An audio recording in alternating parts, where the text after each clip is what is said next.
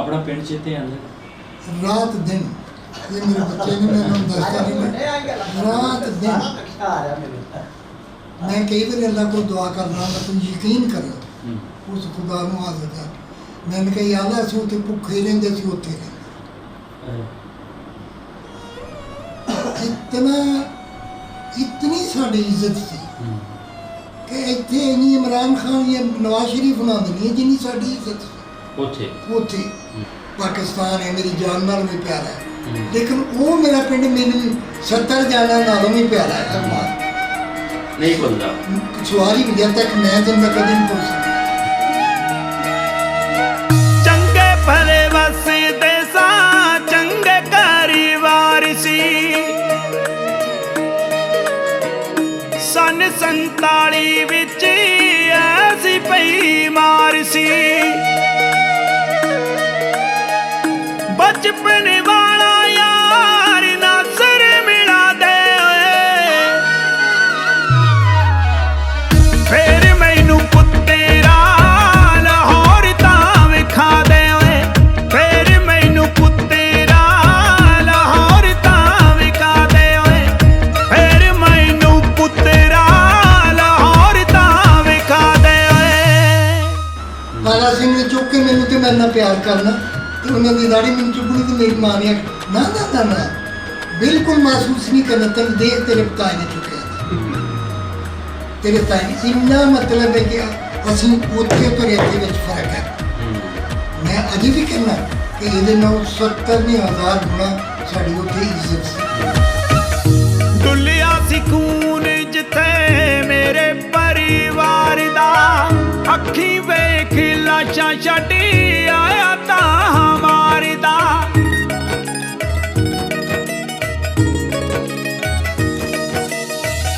डुलिया सी खून जिथे मेरे परिवार दा अखी वेख लाशा छड्डी आया तां मारदा अज भी और रोंदी रू नू थोड़ा तबरा दे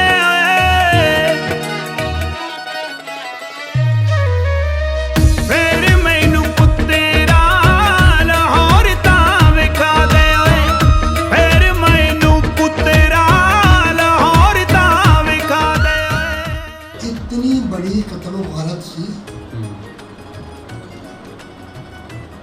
कि मैं कह नहीं सकता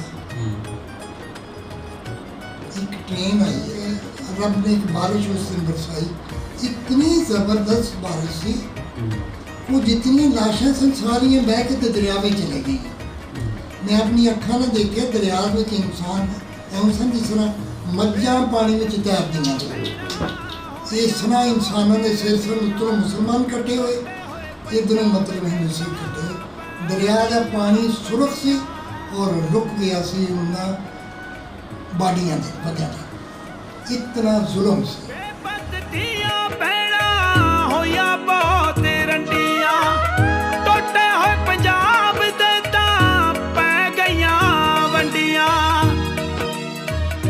तड़फदी रूह नूं सकून दा दुआ दे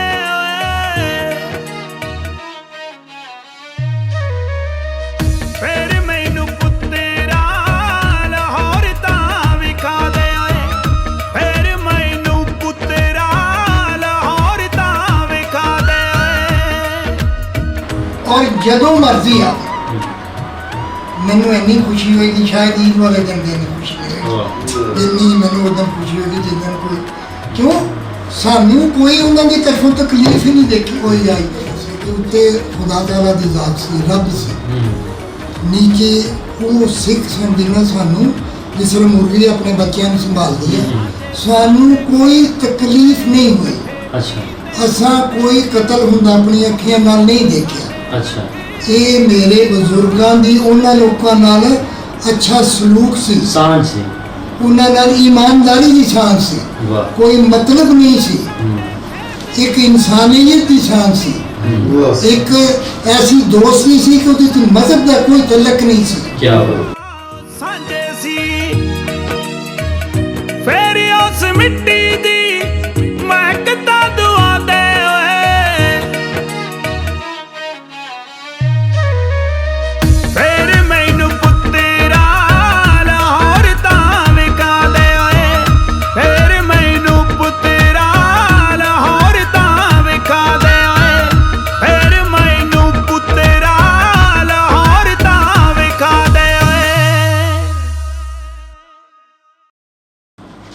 ਅਸਲਾਮੁਅਲੈकुम ਸਤਿ ਸ਼੍ਰੀ ਅਕਾਲ। ਮੈਂ ਜੀ ਤੁਹਾਡਾ ਆਪਣਾ ਵੀਰ ਭੁਪਿੰਦਰ ਸਿੰਘ ਲਵਲੀ। ਔਰ ਜਿਸ ਤਰ੍ਹਾਂ ਤੁਸੀਂ ਜਾਣਦੇ ਹੋ ਕਿ ਪੰਜਾਬ ਦੀਆਂ ਵੱਖ-ਵੱਖ ਸਾਂਝਾਂ ਦੀਆਂ ਦਾਸਤਾਨਾਂ ਤੁਹਾਡੇ ਰੂਬਰੂ ਪੇਸ਼ ਕਰੀਦੀਆਂ ਨੇ, ਔਰ ਇਸੇ ਤਰ੍ਹਾਂ ਦੀ ਇੱਕ ਹੋਰ ਦਾਸਤਾਨ ਨੂੰ ਲੈ ਕੇ ਅੱਜ ਅਸੀਂ ਪਹੁੰਚੇ ਹਾਂ ਭਵਾਨੀਪੁਰ, ਜੋ ਜ਼ਿਲ੍ਹਾ ਸ਼ਕਰਗੜ੍ਹ ਦੇ ਵਿੱਚ ਹੈ। ਸਾਡੇ ਨਾਲ ਮੌਜੂਦ ਨੇ ਇੱਕ ਬਜ਼ੁਰਗ। ਆਓ ਇਹਨਾਂ ਨਾਲ 1947 ਦੀਆਂ ਉਹ ਸਾਂਝਾਂ ਜੋ ਅਸੀਂ ਭੁੱਲ ਚੁੱਕੇ ਹਾਂ ਦੀ ਗੱਲਬਾਤ ਸਾਂਝ ਕਰਦੇ ਹਾਂ। अस्सलाम वालेकुम जी। वालेकुम सलाम जनाब, वालेकुम सलाम सरदार जी, बहुत ਤੁਹਾਡਾ ਸ਼ੁਕਰੀਆ। ਧੰਨਵਾਦ ਜੀ। ਕੀ ਨਾਂ ਜੀ ਆਪਣਾ? ਮੇਰਾ ਨਾਮ ਜੀ ਖੁਰਸ਼ੀਦ ਆਲਮ। ਖੁਰਸ਼ੀਦ ਆਲਮ ਜੀ। ਤੁਹਾਡੇ ਵਾਲਦ ਸਾਹਿਬ ਦਾ ਕੀ ਨਾਮ ਸੀ? ਫਿਰੋਜ਼ ਜੀ। ਫਿਰੋਜ਼ ਜੀ। ਤੁਸੀਂ ਇੱਧਰ ਦੇ ਰਹਿਣ ਵਾਲੇ ਹੋ ਜਾਂ ਚੜ੍ਹਦੇ ਹੋ ਪਾਸੇ ਆਏ ਹੋ? ਮੈਂ ਚੜ੍ਹਦੇ ਪਾਸੋਂ ਹਾਂ ਜੀ। ਮੇਰੀ ਪੈਦਾਇਸ਼ डिस्ट्रिक्ट गुजरात गुरदासपुर, तहसील गुरदासपुर और पिंड अफगान दीवान। अफगान दीवान। दीवान। अच्छा। हाँ जी। ते हुण तुहाडी उम्र कितनी हैगी? मेरी जी 89। 89 यानी कि जदों पार्टीशन हुई है तुसी 18 साल? हाँ, तकरीबन 17-18 साल। अच्छा, मतलब सारा कुछ फिर तो बहुत बढ़िया है। है। याद है इंशाल्लाह बढ़िया तरीके में सब चीज़ अजे तक मेरे नज़रों के सामने आ करे। अच्छा, ਜਿਹੜਾ ਪਿੰਡ ਦਾ ਤੁਸੀਂ ਨਾਮ ਦੱਸਿਆ ਅਫਗਾਨ ਦੀਵਾਨ, ਇਸ ਦੇ ਲਾਗੇ ਕਿਹੜੇ-ਕਿਹੜੇ ਪਿੰਡ ਸਨ? ਇਸ ਤੋਂ ਪਹਾੜ ਦੀ ਤਰਫ ਜੀ ਬਰੀਲਾ, ਇੱਕ ਉੱਚਾ ਬਰੀਲਾ ਸਿੱਖਾਂ ਦਾ, ਅੱਛਾ, ਨੀਵਾਂ ਬਰੀਲਾ ਮੁਗਲਾਂ ਦਾ, ਅੱਛਾ, ਉਹਦੇ ਨਾਲ ਅੱਗੇ ਧੀਦੋਵਾਲ ਸਿੱਖਾਂ ਦਾ, ਉਸ ਤੋਂ ਅੱਗੇ ਪਕੀਮਾ ਸਿੱਖ ਔਰ ਮੁਸਲਮਾਨ ਜੱਟ ਉੱਥੇ ਰਹਿੰਦੇ ਸਨ। ਅੱਛਾ। ਬਲੀਨ ਜਿੱਥੇ ਰਾਜਪੂਤ ਰਹਿੰਦੇ ਸਨ। ਇੱਕ ਇਹਨਾਂ ਦੇ ਦਰਮਿਆਨ ਵਿੱਚ ਮਤਲਬ ਇੱਕ ਪਿੰਡ ਸੀ, ਉਹਦਾ ਨਾਮ ਸੀ ਬਰੀਲਾ। ਉਹ तमाम ਦੇ तमाम ਸਿੱਖ ਉੱਥੇ ਰਹਿੰਦੇ ਸਨ। ਅੱਛਾ। ਹਾਂਜੀ। ਫਿਰ ਉਥੋਂ ਜਨੂਬ ਦੀ ਤਰਫ ਕਲਾਨਾਵ ਸ਼ਹਿਰ ਸੀ। ਕਲਾਨਾਵ ਬੜਾ ਮਸ਼ਹੂਰ ਸ਼ਹਿਰ, ਮਸ਼ਹੂਰ ਸ਼ਹਿਰ, ਬਾਦਸ਼ਾਹੀ ਸ਼ਹਿਰ ਹੈ ਮਤਲਬ। ਜੀ ਜੀ। ਜਿਹਨੇ ਦੇਖਿਆ ਨਹੀਂ ਲਾਹੌਰ ਉਹ ਵੇਖੇ ਕਲਾਨਾਵ। ਹਾਂ, ਬਿਲਕੁਲ ਬਿਲਕੁਲ। ਉੱਥੇ ਕੁਝ ਐਸੀਆਂ ਚੀਜ਼ਾਂ ਸਨ ਜੀ ਜੀ ਕਿ ਜਿਨ੍ਹਾਂ ਤੋਂ ਜ਼ਾਹਿਰ ਹੁੰਦਾ ਸੀ ਕਿ ਇੱਥੇ ਕੋਈ ਸ਼ਹਿਜ਼ਾਦਾ ਰਿਹਾ ਹੈ। ਵਾਹ। ਖਾਸ ਕਰ ਜਿਹੜਾ ਤਖਤ ਸੀ ਜਿਹਦੇ ਉੱਤੇ ਅਕਬਰ ਬਾਦਸ਼ਾਹ ਨੇ ਤਾਜਪੋਸ਼ੀ ਕੀਤੀ ਸੀ, ਅਜੇ ਤੱਕ ਉਹ ਬਣਿਆ ਹੋਇਆ ਸੀ। ਬਣਿਆ ਹੋਇਆ ਸੀ 47 ਉਸ ਵਕਤ 47 ਚ। ਅੱਛਾ। ਅੱਛਾ, ਤੁਹਾਡੇ ਪਿੰਡ 'ਚ ਕਿਹੜੀਆਂ ਬਰਾਦਰੀਆਂ ਸਨ? ਸਾਰੇ ਮੁਸਲਮਾਨ ਸਨ ਜਾਂ ਸਿੱਖ, ਹਿੰਦੂ, ਮੁਸਲਿਮ ਸਭ ਰਹਿੰਦੇ ਸੀ? ਨਹੀਂ ਜੀ, ਮੁਸਲਮਾਨ ਸਨ ਔਰ ਹਿੰਦੂ ਸਨ। ਅੱਛਾ। ਸਿੱਖ ਸਨ।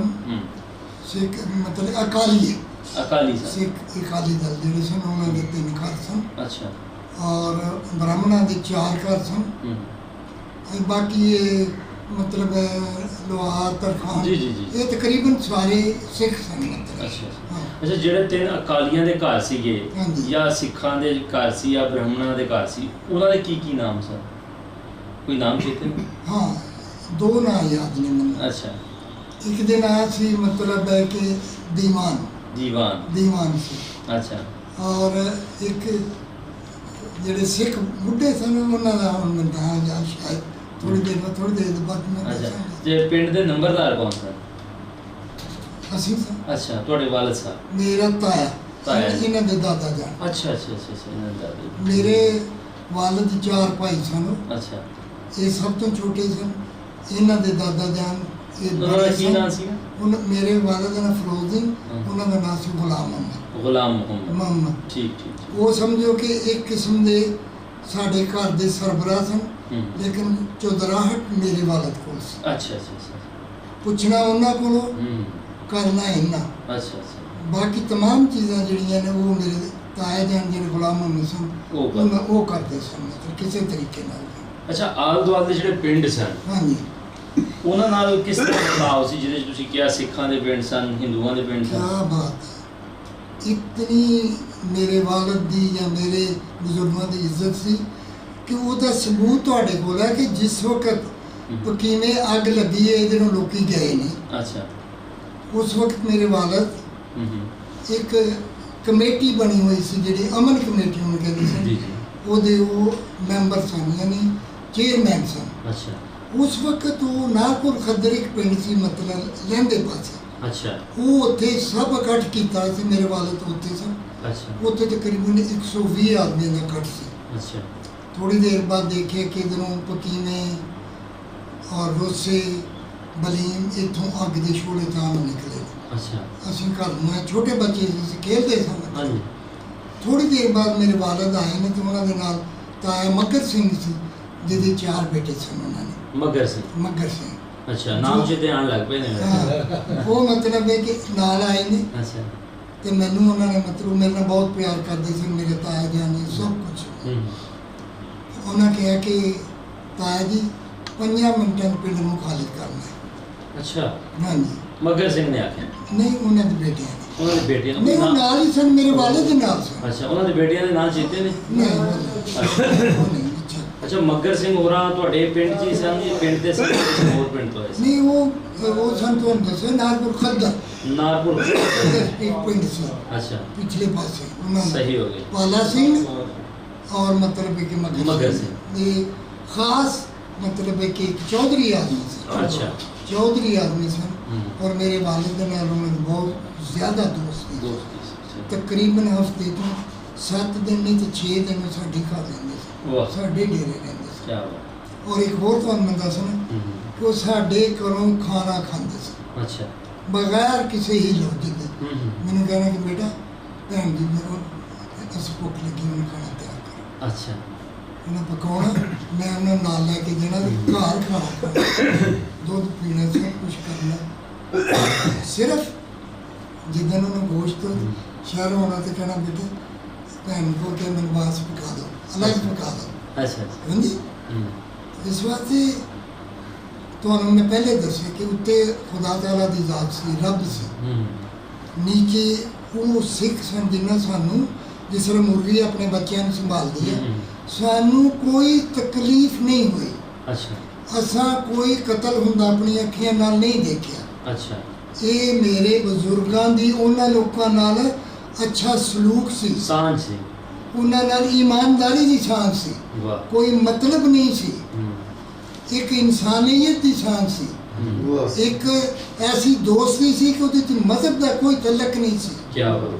कोई मजहब का तलक नहीं सी। जो मैं दसिया कि साडा एक घर ऐसा सी कि हर आदमी रोटी खाता सी, सिख खाता सी, खतरी खाता सी, हिंदू खाता सी, ईसाई खाता सी, और उन्हें इज्जत नाल मतलब खाना खिलाया जाता सी। ये नहीं कोई सानू कह जे कि तू परा चला जा, ना ना ना, बिल्कुल वो ही चीज़ जो प्यार सी, मुहब्बत सी, वो ही सानू मतलब है कि अल्लाह ताला ने रब ने साडे उत्ते शफकत की उन्होंने सिखा भरावां दी वजह दे नाल। अच्छा, मैं कहना कि सानू कोई तकलीफ तक नहीं हुई। ਇਹ 47 ਚ ਜਦੋਂ ਤੁਸੀਂ ਉਧਰੋਂ ਆਏ ਹੋ, हाँ जी, ਉਦੋਂ ਦੀ ਗੱਲ ਕਰ ਰਹੇ ਹੋ ਕਿ ਤੁਹਾਨੂੰ ਕੋਈ ਤਕਲੀਫ ਨਹੀਂ ਹੋਈ? बिल्कुल नहीं हुई। ਜਦੋਂ जंग और जदल और कतल सी, ਅਸੀਂ कतल ਦੇ ਵਿੱਚੋਂ ਦੀ ਆ ਰਹੇ ਹਾਂ, खून ਦੇ ਵਿੱਚੋਂ ਦੀ ਆ ਰਹੇ ਹਾਂ, लेकिन ਸਾਡੇ ਵੱਲ ਕਿਸੇ ਦੀ ਹਿੰਮਤ ਨਹੀਂ ਹੈ।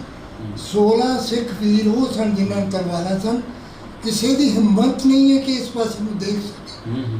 ਉਹ ਜਿਹੜੇ ਲੋਕੀ ਇੱਧਰ ਲੁੱਟੇ ਪੁੱਟੇ ਗਏ ਸਨ, ਉਹਨਾਂ ਨੂੰ ਕਿਹਾ ਸੀ ਕਿ ਅੱਜ ਦਾ ਦਿਨ, ਕੱਲ ਦਾ ਦਿਨ ਔਰ ਪਰਸੋਂ ਦਾ ਦਿਨ, 3 ਦਿਨ ਅਗਵਾਨ ਦੀਵਾਨ ਨੂੰ ਨਾ ਲੁੱਟਿਆ ਜਾਏਗਾ, ਨਾ ਇੱਥੇ ਅੱਗ ਲਾਈ ਜਾਏਗੀ। ਅੱਛਾ, ਇਹ ਕਿਉਂ ਸੀ? ਮੇਰੇ ਬਜ਼ੁਰਗਾਂ ਦਾ, ਉਹਨਾਂ ਮੇਰੇ ਬਜ਼ੁਰਗਾਂ ਸਿੱਖਾਂ ਬਜ਼ੁਰਗਾਂ ਨਾਲ ਪਿਆਰ ਸੀ, ਪਿਆਰ, ਮੁਹੱਬਤ ਸੀ। ਠੀਕ। ਕੋਈ ਉੱਥੇ ਮਤਲਬ ਹੈ ਮਜ਼ਹਬ ਦੇ ਸਾਡੇ ਘਰ ਵਿੱਚ ਕੋਈ ਅਕੀਦਾ ਨਹੀਂ ਸੀ ਨਾ। ਸਭ ਜਿਹੜਾ ਉੱਥੇ ਆ ਜਾਂਦੇ ਉਹ ਇੱਕ ਹੋ ਅੱਛਾ, ਜਾਂਦਾ। ਯਾਦ ਹੈ ਕਿਹੜੇ ਰਸਤੇ ਥਾਣੀ ਤੁਸੀਂ ਗੁਰਦਾਸਪੁਰ, ਬਿਲਕੁਲ। ਕਿਹੜੇ ਰਸਤੇ ਥਾਣੀ ਆਏ ਤੁਸੀਂ? ਅਸੀਂ ਆਪਣੇ ਅਗਵਾਨਾ ਤੋਂ ਚੱਲੇ ਤੇ ਕਲਾਨੌਰ ਪਹੁੰਚੇ। ਕਲਾਨੌਰ ਪਹੁੰਚ ਗਏ। ਰਾਤ ਨੂੰ 12 ਵਜੇ ਸਿੱਖ ਵੀਰ ਆਏ ਨੇ 4-5 ਘੋੜੀਆਂ ਤੇ। ਅੱਛਾ, ਮੇਰੇ ਵੱਲ ਨੂੰ ਚਾਚਾ ਜੀ ਕਲਾਨੌਰ ਜਾਣਾ ਹੈ, ਅੱਛਾ, ਇੱਧਰ ਪਤਨ ਵਾਲੀ ਜਾਣਾ, ਇੱਧਰ ਅੱਜ ਰਾਤ ਨੂੰ ਜੱਥਾ ਪੈਣਾ, ਅੱਛਾ, ਤੁਸੀਂ ਮਤਲਬ ਹੈ ਕਿ ਕਲਾਨੌਰ ਜਾਣਾ। ਅੱਛਾ, ਕਲਾਨੌਰ ਜਿਸ ਵੇਲੇ ਅਸੀਂ ਤਾਂ ਸਾਡੇ ਨਾਲ 16-17 ਸਿੱਖ ਵੀਰ। ਅੱਛਾ, ਆਪਣੇ ਪਿੰਡ ਕਿੰਨੇ ਸਨ? ਇਕੱਲਾ ਹੀ ਪਿੰਡ ਸੀ ਤੁਹਾਡਾ? ਉਹ ਉੱਥੇ ਮੁਸਲਮਾਨ ਹਾਂਜੀ, ਮੁਸਲਮਾਨ। ਨਹੀਂ, ਹੋਰ ਵੀ ਸਨ, ਬਹੁਤ ਸਨ, ਬਰੀਲਾ ਮੁਸਲਮਾਨਾਂ ਦਾ ਸੀ। ਨਹੀਂ, ਜਿਹੜਾ ਤੁਹਾਡਾ ਜੱਥਾ ਜਦੋਂ ਨਿਕਲਿਆ? ਜੱਥਾ ਜਦੋਂ ਨਿਕਲਿਆ ਉਹ ਤਕਰੀਬਨ ਕੋਈ 40,000 ਦਾ ਸੀ। 40,000 ਲੋਕ? ਹਾਂ, ਪਿੱਛੋਂ ਲੋਕੀ ਆ ਕੇ ਉਹ ਸਾਡੇ ਕੋਲ ਬੈਠੇ ਹੋਏ ਸਨ। ਅੱਛਾ, ਲੇਕਿਨ ਜਿਸ ਵੇਲੇ ਦੇਖਿਆ ਕਿ ਇਹ ਤੇ ਇਹਨਾਂ ਦੀ ਪ੍ਰੋਟੈਕਸ਼ਨ ਜਿਹੜੀ ਉਹ ਤੇ ਸਿੱਖ ਕਰ ਰਹੇ ਨੇ, ਅੱਛਾ, ਤੇ ਉਹ ਡਰ ਗਏ ਲੋਕੀ। ਅੱਛਾ, ਲੇਕਿਨ ਮੇਰੇ ਬਜ਼ੁਰਗਾਂ ਦਾ ਈਮਾਨ ਨਹੀਂ ਡੋਲਿਆ। ਅੱਛਾ, ਉਹਨਾਂ ਕਿ ਮੇਰੇ ਬੱਚੇ ਨੇ, ਇਹ ਮੈਨੂੰ ਧੋਖਾ ਨਹੀਂ ਦੇਣਗੇ। ਕੀ ਬਾਤ। ਸਭ ਤੋਂ ਬੜੀ ਮਤਲਬ ਹੈ ਕਿ ਇਹ ਮੇਰੇ ਬੱਚੇ ਨੇ, ਮੈਨੂੰ ਧੋਖਾ ਨਹੀਂ ਦੇਣਗੇ। ਜਿੰਨੇ ਜਾਣਾ ਚਲੇ ਜਾਓ। ਇਹ ਉਹ ਕਰਬਲਾ ਵਾਲਾ ਸੀ। ਇਮਾਮ ਹੁਸੈਨ अलैहिस्सलाम ने किया ਕਿ ਚਲੇ ਜਾਓ ਜਿਹਨੇ ਮੇਰਾ ਸਾਥ ਨਹੀਂ ਦੇਣਾ। ਇਹ ਵੀ ਉਹੀ ਚੀਜ਼ ਹੈ। ਅੱਛਾ ਮੇਰੇ ਵਾਲਦ ਨੇ ਕਿਹਾ ਕਿ ਜਿਹਨੂੰ ਡਰ ਹੈ ਇਹ ਮੇਰੇ ਭਤੀਜੇ ਨੇ, ਇਹ ਮੇਰੇ ਪੁੱਤ ਨੇ, ਜਿੱਥੇ ਸਾਨੂੰ ਆਖਣਗੇ ਅਸੀਂ ਉੱਥੇ ਜਾਣਾ। ਠੀਕ ਹੋ ਗਿਆ। ਅੱਛਾ ਫਿਰ ਕਿਹੜਾ ਰਸਤਾ ਤੁਸੀਂ ਕਲਾਨੌਰ ਜਦੋਂ ਪਹੁੰਚੇ? ਕਲਾਨੌਰ ਉੱਥੋਂ ਸੜਕ ਹੁੰਦੀ ਸਿੱਧੀ ਇੱਧਰ ਨੂੰ, ਮਤਲਬ ਹੈ ਕਿ ਜਸੜਾ ਪੱਕੀ ਸੜਕ ਹੈ। ਡੇਰੇ ਬਾਬਾ ਨਾਨਕ ਆਏ ਆ। ਅੱਛਾ ਉੱਥੇ ਜਿਹੜੀ ਸੀ ਨਾ ਮਿਲਟਰੀ, ਉੱਥੇ ਉਹ ਖੜੀ ਸੀ। ਅੱਛਾ ਇੱਕ ਮਗਰ ਸਿੰਘ ਦਾ ਬੇਟਾ ਤੇ ਇੱਕ ਪਾਲਾ ਸਿੰਘ ਦਾ ਬੇਟਾ ਉਹਨਾਂ ਕੋਲ ਗਏ ਨੇ। ਉਹਨਾਂ ਕਿਹਾ ਕਿ ਸਾਡੇ ਆਪਣੇ ਆਦਮੀ ਨੇ, ਇਹਨਾਂ ਨੂੰ ਕੁਝ ਨਹੀਂ ਕਿਹਾ। ਉਹ ਉੱਥੇ ਕਤਲ ਵੀ ਕਰਦੇ ਸਨ, ਬਹੁਤ ਕੁਝ। ਉਹਨਾਂ ਕਿਹਾ ਇਹਨਾਂ ਕੋਲ ਹਥਿਆਰ ਇੱਥੇ ਰੱਖ ਦਿਓ ਤੇ ਚਲੇ ਜਾਓ। ਉਹਨਾਂ ਕਿਹਾ ਹਥਿਆਰ ਕੀ ਹੁੰਦਾ ਹੈ? ਇੱਕ ਆਦਮੀ ਜੋ ਮਹਿਕੂਮ ਹੁੰਦਾ, ਕੋਈ ਡੰਡਾ ਵੰਡਾ ਹੈ ਸੀ ਮਤਲਬ ਰੱਖਿਆ। ਉਸੇ ਤਰ੍ਹਾਂ ਫਿਰ ਅਸੀਂ ਸੜਕ ਤੇ ਸਾਡੀ ਸੜਕ ਦੇ ਦੋਵੇਂ ਪਾਸੇ ਪ੍ਰੋਟੈਕਸ਼ਨ ਹੁਣ ਅਸੀਂ ਖਰੀ ਰਹਿੰਦੇ 12-14 ਸਨ 12। ਮੈਂ ਤੁਹਾਨੂੰ ਦੱਸਿਆ ਕਿ ਜਿਸ ਤਰ੍ਹਾਂ ਕਿ ਮੁਰਗੀ ਆਪਣੇ ਬੱਚਿਆਂ ਨੂੰ ਨਾ, ਅਸਾਂ ਆਪਣੀਆਂ ਅੱਖੀਆਂ ਨੇ ਕੋਈ ਕਤਲ ਨਹੀਂ ਵੇਖਿਆ, ਕੋਈ ਖੂਨ ਨਹੀਂ ਵੇਖਿਆ।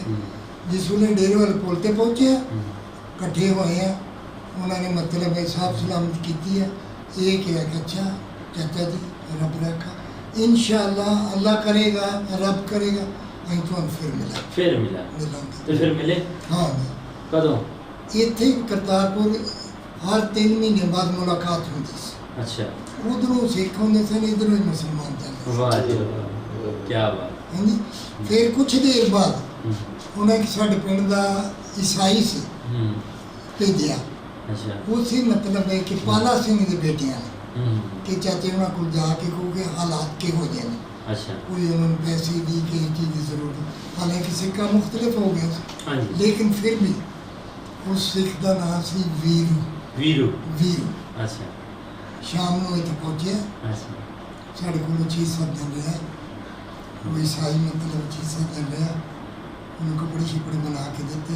ਅੱਛਾ ਫਿਰ ਉਹ ਬਾਰਡਰ ਤੇ ਆਏ ਤੇ ਉਹਨਾਂ ਦੇ ਹਵਾਲੇ ਕੀਤਾ ਪਰੇ ਲੈ। ਅੱਛਾ ਹਾਂਜੀ। ਉਹ ਮੁਲਾਕਾਤ ਕਾਫੀ ਦੇਰ ਤੱਕ ਮਤਲਬ ਬਾਰਡਰ ਤੇ ਹੁੰਦੀ ਰਹੀ। ਅੱਛਾ ਫਿਰ ਜਿਉਂ ਹਾਲਾਤ ਉਹ ਮਤਲਬ ਹੈ ਉਹ ਕਿਸੇ ਨੂੰ ਬੁਰਾ ਕਹਿਣਾ ਕੀ ਕਹਿਣਾ ਮਤਲਬ। ਬੜੇ ਖੁਸ਼ਕਿਸਮਤ ਰਹੇ ਹੋ ਕਿਉਂਕਿ ਜੱਸੜ ਦਾ ਜਦੋਂ ਵੀ ਅਸੀਂ ਉਸ ਪੁਲ ਦੀ ਗੱਲ ਕਰਦੇ ਹਾਂ ਹਾਂਜੀ ਤੇ ਹਮੇਸ਼ਾ ਸਾਨੂੰ ਉਸ ਪੁਲ ਦੀ ਇਹੀ ਪਤਾ ਲੱਗਾ ਕਿ ਉੱਥੇ ਬਹੁਤ ਕਤਲੋ ਹਾਲਤ ਹੋਈ, ਬਹੁਤ ਜ਼ਿਆਦਾ। ਇਤਨੀ ਬੜੀ ਕਤਲੋ ਹਾਲਤ ਸੀ ਕਿ ਮੈਂ ਕਹਿ ਨਹੀਂ ਸਕਦਾ। ਇੱਕ ਟ੍ਰੇਨ ਆਈ ਹੈ ਮਤਲਬ ਹੁਣ ਇਹਦੇ ਵਿੱਚ ਕਿਹੜੀ ਗੱਲ ਹੈ ਕਿ ਮੁਸਲਮਾਨਾਂ ਕਿਹੜਾ ਕੋਈ ਕੰਮ ਕੀਤਾ ਕਿ ਅਸੀਂ ਬਲੇਮ ਕਰੀਏ ਕਿ ਸਿੱਖਾਂ ਕੀਤਾ ਇਹ। ਜੀ ਜੀ ਇਤਨੀ ਲੰਬੀ ਉਹ ਟ੍ਰੇਨ ਸੀ ਕਿ ਉਦੋਂ ਡੇਰੇ ਵਾਲੇ ਪੁਲ ਤੇ ਸੀ ਤੇ ਉਦੋਂ ਜਸੜਾ ਵਾਲੇ ਪੁਲ ਤੇ ਸੀ। ਜੀ ਜੀ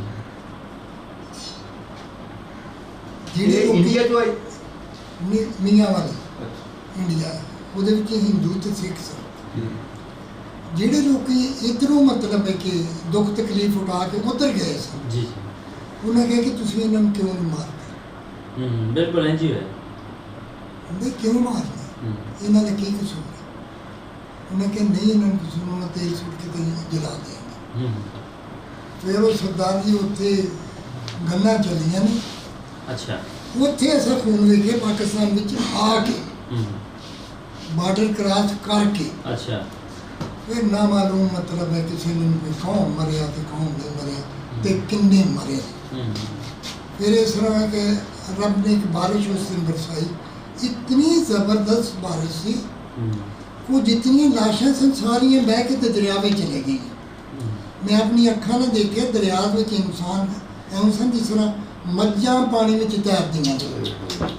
ਇਸ ਤਰ੍ਹਾਂ ਇਨਸਾਨਾਂ ਦੇ ਸਿਰ ਸਨ, ਉੱਤਰੋਂ ਮੁਸਲਮਾਨ ਇਕੱਠੇ ਹੋਏ, ਇੱਧਰੋਂ ਮਤਲਬ ਹਿੰਦੂ ਸਿੱਖ ਇਕੱਠੇ ਹੋਏ। ਦਰਿਆ ਦਾ ਪਾਣੀ ਸੁਰਖ ਸੀ ਔਰ ਰੁਕ ਗਿਆ ਸੀ ਉਹਨਾਂ ਬਾਡੀਆਂ ਦੇ ਵਜ੍ਹਾ ਨਾਲ। ਇਤਨਾ ਜ਼ੁਲਮ ਸੀ। ਉਸ ਦਾ ਤੁਸੀਂ ਤੇ ਜੱਸੜ ਦਾ ਨਜ਼ਾਰਾ ਵੇਖਿਆ ਹੋਣਾ, ਉੱਪਰ ਥੱਲੋਂ ਦੀ ਟ੍ਰੇਨ ਲੰਘਦੀ ਸੀ, ਉੱਪਰ ਦੇ ਲੋਕ ਬਿਲਕੁਲ ਯਾਨੀ ਇਹ ਬੇਮਿਸਾਲ ਪੁਲ ਸੀ। ਆਪਣਾ ਪਿੰਡ ਚੇਤੇ ਆਉਂਦਾ? ਰਾਤ ਦਿਨ ਇਹ ਮੇਰੇ ਬੱਚੇ ਨੇ ਮੈਨੂੰ ਦੱਸਤਾ ਨਹੀਂ, ਰਾਤ ਦਿਨ ਮੈਂ ਕਈ ਵਾਰ ਅੱਲਾਹ ਕੋਲ ਦੁਆ ਕਰਨਾ, ਮੈਂ ਤੁਸੀਂ ਯਕੀਨ ਕਰਿਓ ਉਸ ਖੁਦਾ ਨੂੰ ਹਾਜ਼ਰ ਕਰ। ਮੈਂ ਕਿਹਾ ਯਾ ਅੱਲਾਹ ਅਸੀਂ ਉੱਥੇ ਭੁੱਖੇ ਰਹਿੰਦੇ ਸੀ, ਉੱਥੇ ਰਹਿੰਦੇ।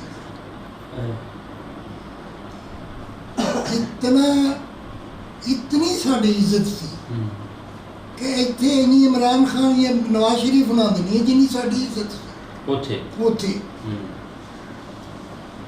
ਅੰਗਰੇਜ਼ਾਂ ਦਾ ਸਭ ਤੋਂ ਬੜਾ ਜ਼ਿਲ੍ਹੇ ਦਾ ਜਿਹੜਾ ਅਫਸਰ ਹੈ, ਸਾਲ 'ਚ 2 ਵਾਰੀ ਆ ਕੇ ਮਤਲਬ ਇੱਕ ਉੱਥੇ ਰਹਿੰਦਾ ਸੀ। ਦੀਵਾਨ ਕਿਉਂ ਉਹਦਾ ਨਾਂ ਸੀ?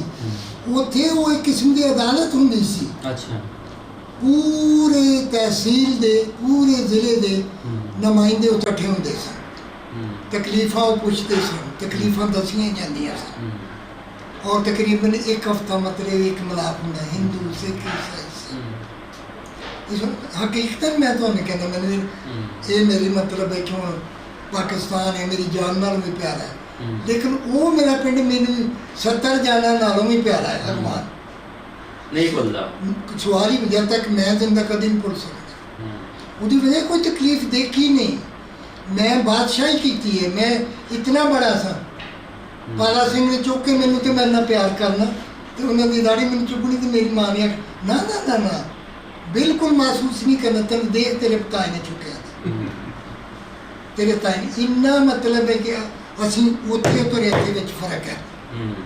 ਮੈਂ ਅਜੇ ਵੀ ਕਹਿੰਦਾ ਕਿ ਇਹਦੇ ਨਾਲ 70 ਨਹੀਂ 1000 ਗੁਣਾ ਸਾਡੀ ਉੱਥੇ ਇੱਜ਼ਤ ਸੀ, ਸਾਨੂੰ ਉੱਥੇ ਆਸਾਈ ਸੀ। ਲੇਕਿਨ ਇਹ ਨਿਜ਼ਾਮ ਹੈ, ਕੁਦਰਤ ਹੈ। ਬਿਲਕੁਲ।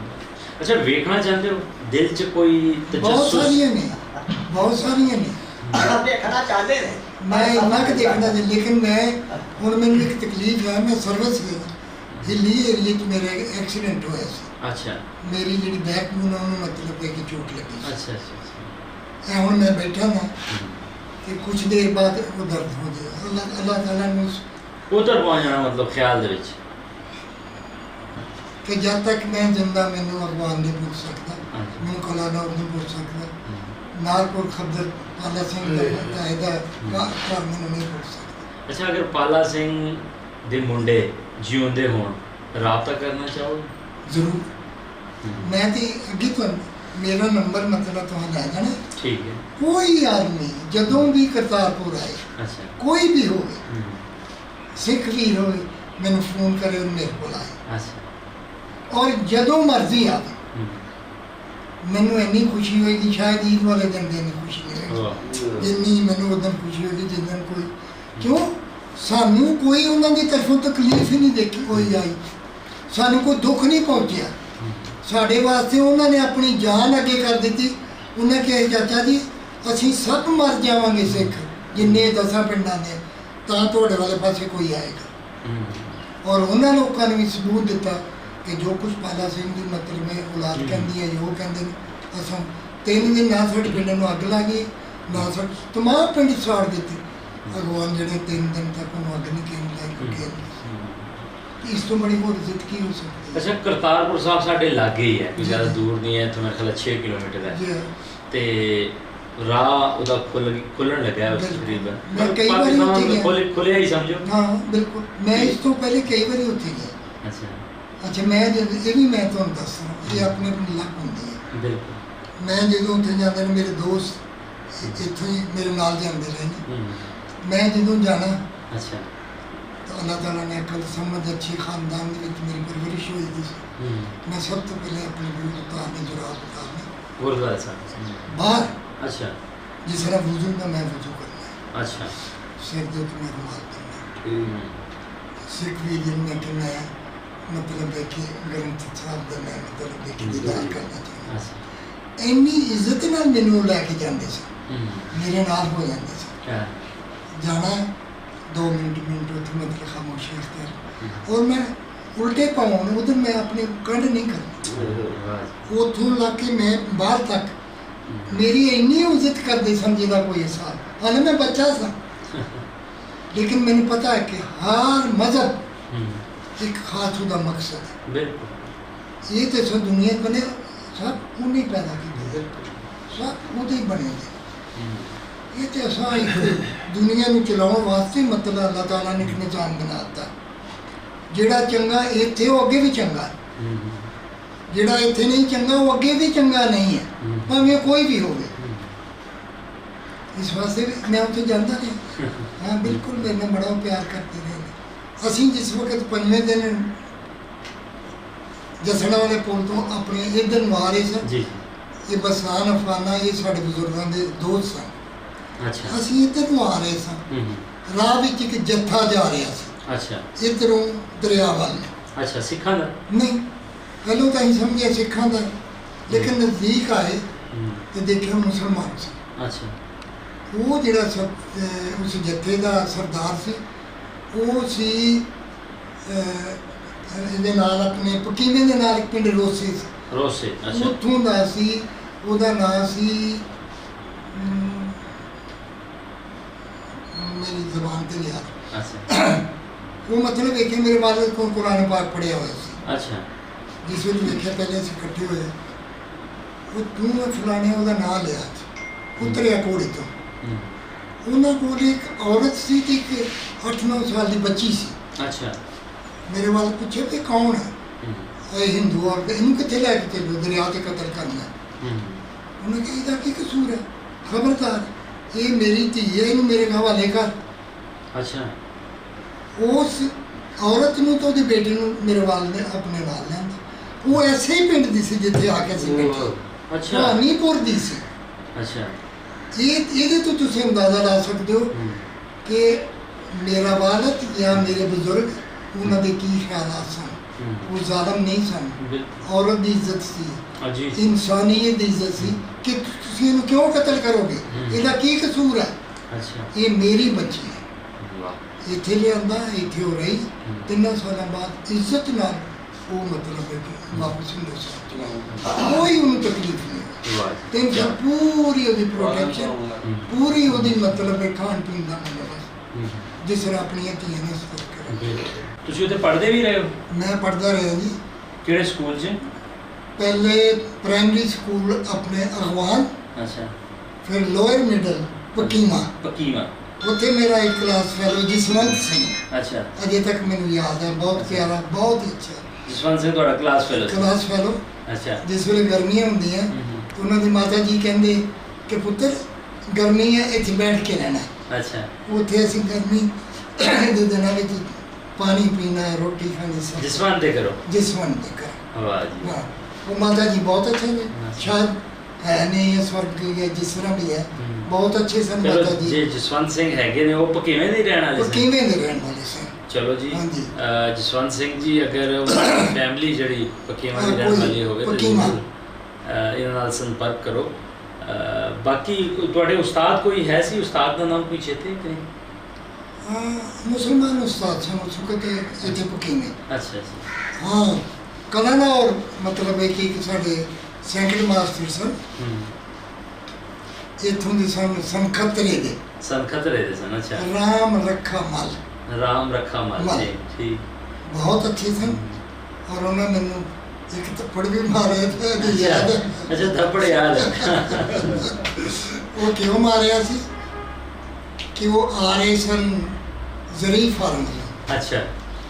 ਤੇ ਮੈਂ ਕਲਾਸ ਵਿੱਚ ਮੋਨੀਟਰ ਸਾਂ ਤੇ ਮੈਂ ਬੈਂਚ ਬਜਾ ਦੇਖਿਆ, ਖਾਮੋਸ਼ ਹੋ ਗਿਆ, ਮਾਸਟਰ ਆ ਰਿਹਾ। ਅੱਛਾ। ਇਹ ਮੇਰੀ ਗੁਸਤਾਖੀ ਹੋਈ ਕਿ ਮੈਂ ਵਾਹਿਦ ਵਿੱਚ ਮਤਲਬ ਹੈ ਕਿ ਉਹਨਾਂ ਨੂੰ ਬੁਲਾਇਆ, ਜਮਾ ਨਹੀਂ ਕਿ ਆ ਰਹੇ ਨਹੀਂ ਕਿਹਾ। ਅੱਛਾ, ਆ ਰਿਹਾ ਹੈ। ਹਾਂ, ਆ ਰਿਹਾ ਕਿਹਾ। ਮੈਨੂੰ ਮਾਰਿਆ। ਮੈਂ ਬਿਲਕੁਲ ਮਾਸੂਮ ਸਾਂ। 2 ਦਿਨ ਮੈਂ ਪੜ੍ਹਨ ਨਹੀਂ ਗਿਆ। ਮੇਰੇ ਵਾਲਿਦ ਬਾਹਰ ਗਏ ਸੀ। ਜਿਸ ਵੇਲੇ ਆਏ ਤਾਂ ਉਹਨਾਂ ਪੁੱਛਿਆ ਕਿ ਤੂੰ ਬੇਟਾ ਕਿਉਂ ਨਹੀਂ ਗਿਆ, ਤੇ ਮੈਂ ਆਪਣਾ ਚਿਹਰਾ ਦੱਸਿਆ। ਕਹਿੰਦੇ ਕਿਹਨੂੰ ਮਾਰਿਆ? ਮੈਂ ਰਾਮ ਰੱਖਾ ਉਹ ਹੀ ਪਾਲਾ ਸਿੰਘ ਤੇ ਮੇਰੇ ਵਾਲਿਦ ਚਲੇ ਗਏ ਸਕੂਲ। ਅੱਛਾ। ਜਾ ਕੇ ਹੈਡ ਮਾਸਟਰ ਨੂੰ ਪੁੱਛਿਆ, ਕਹਿੰਦੇ ਬੇਟਾ ਉਹਨੇ ਕਿਹਾ ਬਹਿਣ ਨੇ ਅਸੀਂ ਆਪਣੇ ਬੱਚਿਆਂ ਨੂੰ ਤਾਲੀਮ ਵਾਸਤੇ ਭੇਜਨੇ, ਜ਼ਬਾ ਕਰਨ ਵਾਸਤੇ ਨਹੀਂ ਭੇਜਦੇ। ਅੱਛਾ। ਉਹਨੇ ਕਿਹਾ ਕਿਉਂ, ਕੀ ਹੋਇਆ? ਉਹਨਾਂ ਨੇ ਦੱਸਿਆ ਕਿਹਨੇ ਮਾਰਿਆ? ਰਾਮ ਰੱਖਾ ਮਲ। ਉਹਨਾਂ ਨੂੰ ਬੁਲਾਇਆ ਗਿਆ, ਵੀ ਤੂੰ ਇਤਨਾ ਜ਼ੁਲਮ ਕਿਉਂ ਕੀਤਾ? ਅੱਛਾ। ਉਹਨੇ ਕਿਹਾ ਚੌਧਰੀ ਫਿਰੋਜ਼ਦੀਨ ਦਾ ਪੁੱਤਰ ਤੇ ਕਹਿੰਦਾ ਕਿ ਮਾਸਟਰ ਆ ਰਿਹਾ। ਅੱਜ ਇਹਦੀ ਦਿਮਾਗ ਕਿੱਧਰ ਚਲਾ ਗਿਆ? ਕਿਉਂ ਨਹੀਂ ਕਿਹਾ ਕਿ ਆ ਰਹੇ ਨੇ? ਅੱਛਾ। ਅਗਰ ਤੁਸੀਂ ਬੱਚੇ ਨੂੰ ਸੁਧਾਰਨਾ ਤੇ ਮੈਂ ਮਾਰਾਂਗਾ। ਅੱਛਾ। ਅਗਰ ਇਹਨੂੰ ਪਾਗਲ ਬਣਾਉਣਾ ਹੈ, ਇਹਨੂੰ ਕਿਸੇ ਦੀ ਇੱਜ਼ਤ ਤੇ ਇਕਰਾਮ ਦਾ, ਤਾਂ ਠੀਕ ਹੈ, ਕੁਛ ਕਰੇ ਕਿਸੇ ਨੂੰ। ਵਾਹ। ਉਹਨੇ ਕਿਹਾ ਕੋਈ ਹੋਰ ਗੱਲ, ਕੋਈ ਇਹਦੀ ਗਲਤੀ? ਉਹਨੇ ਕਿਹਾ ਬਿਲਕੁਲ ਨਹੀਂ, ਬਿਹਤਰੀਨ ਸਟੂਡੈਂਟ ਹੈ ਮੇਰੇ, ਇੰਗਲਿਸ਼ ਦਾ ਇਹ ਮਾਨੀਟਰ ਹੈ ਮੇਰੀ ਕਲਾਸ ਦਾ। ਲੇਕਿਨ ਚੌਧਰੀ ਫਿਰੋਜ਼ਦੀਨ ਨੇ ਤੇ ਕਿ ਮਾਸਟਰ ਆ ਰਿਹਾ, ਮੈਂ ਇਸ ਵਕਤ ਅੱਗੇ ਤੁਹਾਡੀ ਮਰਜ਼ੀ, ਮੈਨੂੰ ਜੋ ਮਰਜ਼ੀ ਮੈਨੂੰ ਅਜੇ ਤੱਕ ਯਾਦ ਹੈ ਕਿ ਮੇਰੇ ਲਓ ਜੀ, ਬਜ਼ੁਰਗਾਂ ਨਾਲ ਕੀਤੀ ਗੱਲਬਾਤ ਅੱਜ ਵੀ ਉਹ ਪਾਲਾ ਸਿੰਘ ਇਹਨਾਂ ਨੂੰ ਚੇਤੇ ਹੈਗਾ। ਕਲਨੌਰ ਦੇ ਜਿੰਨੇ ਵੀ ਸਾਡੇ ਵੀਰ ਪੰਜਾਬੀ ਲਹਿਰ ਦੇ ਸਾਰੀਆਂ ਕਹਾਣੀਆਂ ਸਾਂਝ ਦੀਆਂ ਵੇਖਦੇ ਨੇ, ਉਹਨਾਂ ਨੂੰ ਇਹ ਰਿਕੁਐਸਟ ਹੈ ਕਿ ਅਗਰ ਜਿਹੜੇ ਪਿੰਡ ਦਾ ਇਹਨਾਂ ਨੇ ਨਾਮ ਲਿਆ ਅਫਗਾਨਾ ਅਗਵਾਨ ਦੀਵਾਨ, ਉੱਥੇ ਜਿੰਨੇ ਵੀ ਸਾਡੇ ਵੀਰ ਅਗਰ ਕੋਈ ਸਿੱਖ ਵੀਰ ਬੈਠਾ ਹੈ ਔਰ ਪਾਲਾ ਸਿੰਘ ਹੋਰਾਂ ਨੂੰ ਜਾਣਦਾ ਹੈ, ਉਹਨੂੰ ਇਹ ਬੇਨਤੀ ਕਰਦੇ ਹਾਂ ਕਿ ਉਹਨਾਂ ਦਾ ਸੰਪਰਕ ਇਹਨਾਂ ਨਾਲ ਜ਼ਰੂਰ ਕਰਵਾਓ। ਅਸੀਂ ਡਿਸਕ੍ਰਿਪਸ਼ਨ ਦੇ ਵਿੱਚ ਇਹਨਾਂ ਦਾ ਨੰਬਰ ਜ਼ਰੂਰ ਦੇਵਾਂਗੇ। ਇਹ ਉਹ ਗੱਲਾਂ ਬਾਤਾਂ ਨੇ ਜਿਹੜੀਆਂ ਸਾਨੂੰ ਨਾ ਹੀ ਕਿਤਾਬ ਦੇ ਵਿੱਚ ਔਰ ਨਾ ਹੀ ਕਿਧਰੇ ਹੋਰ ਮਿਲਦੀਆਂ ਨੇ। ਸਾਨੂੰ ਆਪਣੀ ਕਿਤਾਬਾਂ ਦੇ ਵਿੱਚ ਨਫ਼ਰਤ ਪੜ੍ਹਾਈ ਜਾਂਦੀ ਹੈ, ਹਾਲਾਂਕਿ ਇਹਨਾਂ ਨੇ ਜਿਹੜੀ ਕਹਾਣੀ ਸਾਨੂੰ ਸੁਣਾਈ ਉਹ ਸਾਰੀ ਪਿਆਰ 'ਤੇ ਮਬਨੀ ਸੀ। 47 ਦੀ ਇੱਕ ਰਾਤ ਬੇਸ਼ੱਕ ਕਾਲੀ ਰਾਤ ਸੀ, ਲੇਕਿਨ ਉਹਦੇ ਪਿੱਛੇ ਹਜ਼ਾਰਾਂ ਸਾਲਾਂ ਦੀ ਪਿਆਰ ਮੁਹੱਬਤ ਦੀ ਆਪਸ ਦੀ ਸਾਂਝ ਸੀ। ਉਮੀਦ ਕਰਦੇ ਹਾਂ, ਆਸ ਕਰਦੇ ਹਾਂ ਇਹ ਸਾਂਝ, ਇਹ ਪਿਆਰ, ਇਹ ਮੁਹੱਬਤ, ਇਹ ਪ੍ਰੀਤ ਇਸੇ ਤਰ੍ਹਾਂ ਪੰਜਾਬੀ ਲਹਿਰ ਵਧਾਉਂਦੀ ਰਹੇਗੀ। ਅਗਲੇ ਪ੍ਰੋਗਰਾਮ ਲਈ ਫਿਰ ਮਿਲਦੇ ਹਾਂ। ਰੱਬ ਰੱਖਾ।